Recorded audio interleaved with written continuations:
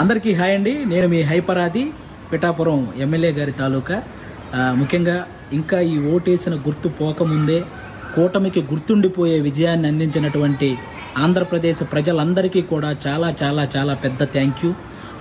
10 సంవత్సరాల నుంచి ఎన్నో అవమానాలు, ఎన్నో తిట్లు, ఎన్నో కష్టాలు ఇవన్నీ భరించి ఒక్కడే తన సొంత డబ్బుతో ఎవరి సహాయం లేకుండా ఒక పార్టీని నడిపించి ఏ పదవి లేకపోయినా సంపాదించిందంతా సహాయం చేసిన పవన్ కళ్యాణ్ గారి కష్టానికి ఈరోజు సరైన ఫలితం దక్కినందుకు, ముఖ్యంగా 70,000కు పైగా మెజారిటీతో ఆయన్ని గెలిపించిన పిఠాపురం ప్రజలకి, అలాగే ఆయన అనుకున్నట్టు కూటమిని ఈ స్థాయిలో నిలబెట్టిన ఆంధ్రప్రదేశ్ ప్రజలందరికీ కూడా థ్యాంక్ యూ సో మచ్ అండి.